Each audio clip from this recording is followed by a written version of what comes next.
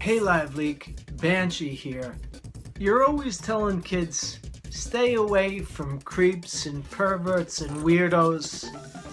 As a kid, I'd get that message, but I just seemed to attract them. Maybe it was the way I looked.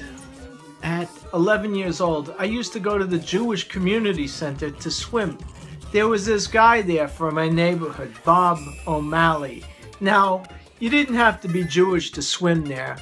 And one thing about the place was on Sundays and certain days, the men would swim in the nude.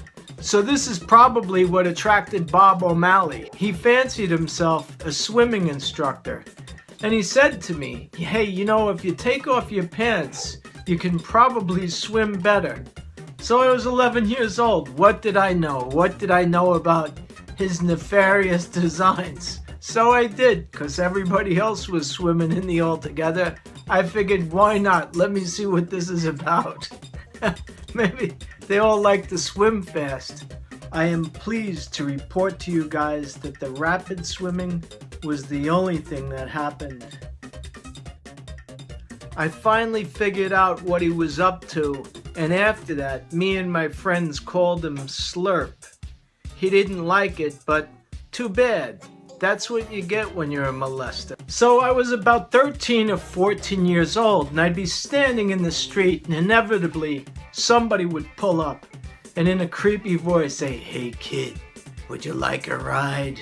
And it's like, no, I don't want to ride because I'm 13 years old and I'm reading dirty magazines, and in these dirty magazines it's always a hot girl who pulls up, and what do I get but a creep?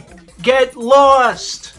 Worse was I'd go to the barber, Joe the barber, the Italian barber, right? And this guy Freddie always used to show up. Freddie, horribly ugly, just incredibly ugly guy, and he'd start telling these stories. Hey Joe, I'm on the train and we're going down to Washington D.C. and this beautiful buxom woman comes over, motions to me to come with her in the bathroom. She says she needs a little help. I go in, we go to town. All of his stories, ended like that. We go to town. I don't know what this town was like, but if it was anything like the hovel that he'd lived in upstairs, I wouldn't want anything to do with it. So now I'm 21 years old, I'm working in a factory, and I'm waiting outside for the bus one day, and this weird looking creepy dude, the guy looked like he was at a central casting for Mass Murderers, sunken eyes, serial killer face. I was looking for the chainsaw in the back seat, and the guy pulls up and he just gives out this gesture, like the ghost of Christmas future. He just points. And then after a little bit, he says to me, you going to town? And I'm like, not with you. Where is my dream girl? Why is it always creeps and perverts? Where is the hot broads that the porno books promised? This was an easy one. I wasn't going to get into a car with a guy who looked like a mass murderer. Next day comes, same thing. Here this guy comes again in his station wagon. This time, he's got brothers in the car. I know that brothers aren't down with mass murderers, so I figured this guy's got to be legit.